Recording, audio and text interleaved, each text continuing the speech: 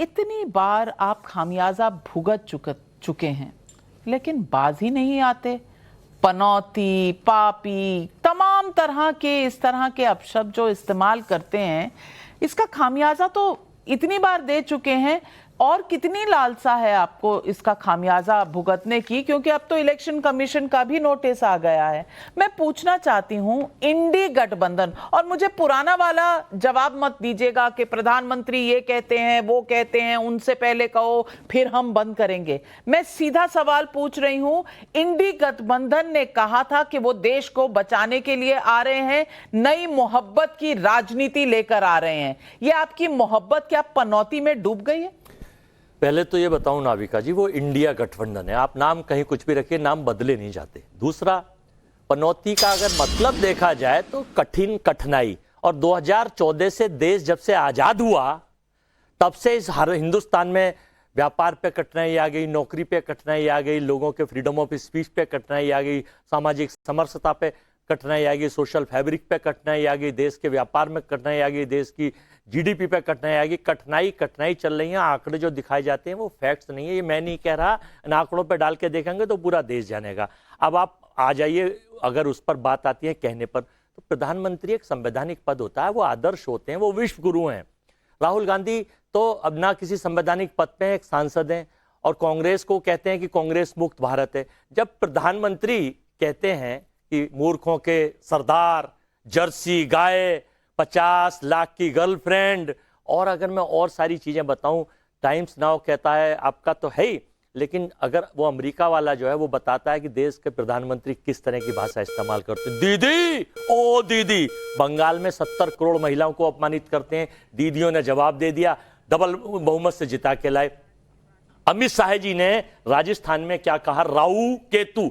राहु केतु का मतलब होता है राक्षस। पौराणिक कथाओं में आपको पता हो कि भगवान विष्णु अमृत बांट रहे थे तो एक राक्षस देवताओं का रूप धर के अमृत पीने आ गया, उसका गला काट दिया तो उसका नाम राहु केतु पड़ गया। राक्षस जो होते हैं, तो राहुल गांधी जी को, कांग्रेस को, दो प्रधानमंत्रियों को राहु केतु कहा गया है। मैं चाहूंगा इस चैनल से कि वो बहुत गंदी बात है, अमित शाह जी माफी मांगे।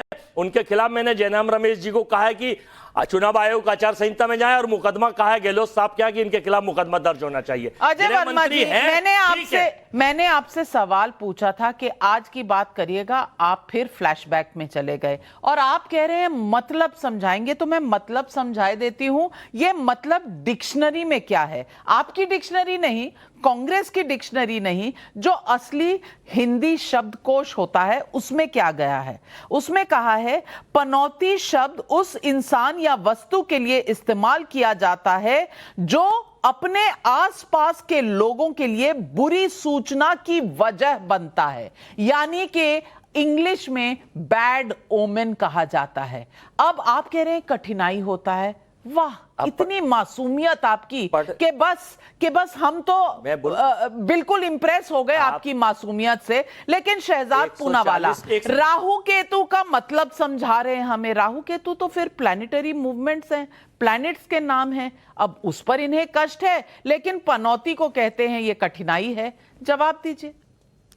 देखिए नाविका जी, जिन भी बातों का अभी अजय वर्मा जी ने जिक्र किया उसमें किसी भी नेता का नाम नहीं लिया गया था, परंतु अगर किसी के लिए मूर्खों के सरदार स्पेसिफिकली नहीं कहा जाता है और कांग्रेस के सबसे कट्टर समर्थक भी, उनको भी लगता है कि ये केवल राहुल गांधी पर ही चस्पा हो सकता है, तो इसका मतलब उनको अध्ययन करना चाहिए कि राहुल गांधी ने अपनी स्थिति ऐसी क्यों बना रखी है कि मूर्खों के सरदार कहने पर ही कांग्रेस के समर्थकों को भी राहुल का चेहरा नजर आता है। अब आते हैं पनौती शब्द पर। देखिए, हो सकता है जाकी रही भावना जैसी, प्रभु मुहूर्त दिखे चिंत ऐसी, जो अपने परिवार और पार्टी के लिए ऐसी पनौती बनकर बैठे 40 चुनाव बर्बाद दिए, जो राजस्थान की जनता के लिए ऐसी पनौती बनकर बैठे कि राजस्थान को नंबर 1 पेपर लीक, नंबर 1 तुष्टिकरण में, नंबर 1 किसान को धोखा देने में, नंबर 1 महंगाई में, नंबर 1 बेरोजगारी में, नंबर 1 भ्रष्टाचार में, ये सारी चीजों में राजस्थान को नंबर 1 ले जाने वाली सरकार को शायद वो पनौती मांगते होंगे। परंतु आज सवाल ये है कि क्या कहते हैं कांग्रेस वाले, हम बड़े उदारवादी, प्रोग्रेसिव, साइंटिफिक टेम्पर वाले लोग हैं। पनौती ये शब्द जो है ये मूल रूप से अनसाइंटिफिक है। आप कह रहे हैं कि मतलब आपकी काबिलियत नहीं बल्कि गुड ओमेन और बैड ओमेन पर भारत की क्रिकेट टीम निर्भर थी, तो ये तो उनका भी अपमान हुआ। दूसरी बात, पनौती शब्द जो है अगर इतिहास में देखा जाए तो महिलाओं के लिए और अमुक जातियों के लिए गलत तरीके से इस्तेमाल किया गया। तो ये सामंती सोच को भी दर्शाता है राहुल गांधी की कि वो एक प्रधानमंत्री पद को, वो क्या कहते हैं, पीएम इक्वल, मतलब कि अगर पीएम पोस्ट पर अगर गांधी परिवार का कोई बैठा नहीं होगा तो पीएम पोस्ट पनौती पोस्ट हो जाती है। मोदी जी को तो गाली देते हैं, मोदी जी को तो 90 से ज्यादा गाली दी, मोदी जी के पिताजी को गाली दी, मोदी जी के माता जी को, समाज को, ओबीसी समाज को, मोदी समाज, सबको गाली दी। यहाँ पर संवैधानिक पद को भी गाली देने का काम कांग्रेस पार्टी के नेता करते हैं। तो ये समझ में आना चाहिए कि कितनी उनकी सामंती सोच है और कितने वो अहंकारी है। और आखिरी बात देखिए, मैं इनसे कहना चाहता हूं कि मोदी को और बीजेपी को गाली देते देते ये लोग तो एक कदम आगे जाते हैं, तो जनता को राक्षस बोलते हैं। ये कहते हैं कि सर्जिकल स्ट्राइक जब करती है सेना तो वो खून की दलाली है। ये कहते हैं कि किस प्रकार से भारत के लोगों के और संवैधानिक पद पर ही सवाल उठाना है। इस प्रकार की गाली गलौज बिल्कुल। अजय वर्मा जी का लगातार लेकिन शहजाद पूनावाला जी, मर्यादा की कमी शायद दोनों तरफ है, कम से कम इतना तो आपको भी मानना पड़ेगा। हाँ, लेकिन प्रधानमंत्री को जितनी ख्यातियां मिली हैं शायद किसी और को नहीं मिली। लेकिन तौसीफ, एक ही वाक्य है, क्योंकि बीच में इन्होंने डिस्टर्ब किया, इनकी पुरानी आदत है वो डिस्टर्ब करते हैं स्टूडियो में बैठकर। मैं केवल इतना कहना चाहता हूं, खड़गे जी का वो बयान प्ले कर दीजिए। उन्होंने कहा पाठ्यक्रम में नया नया लाते हो, पिताजी को गाली, माँ को गाली। खड़गे जी ऐसा कभी करते ही नहीं है। ये किसके ब्लड में है और कहाँ है आपको पता है? ये पाठ्यक्रम है आपका नया नया। चुनाव जीतने के हथकंडे हैं। पांचों स्टेट में आप हार रहे हैं तो नए नए पाठ्यक्रम को मुझे गाली दी, मैंने पिताजी को गाली दी। कहाँ अजय जी, दर्शकों पर थोड़ा सा अत्याचार कम कीजिए, क्योंकि दर्शकों के जो कान है ना, वो कांग्रेस और बीजेपी की बातें दोनों इकट्ठी नहीं सुन पाते, एक एक करके सुन पाते हैं। लेकिन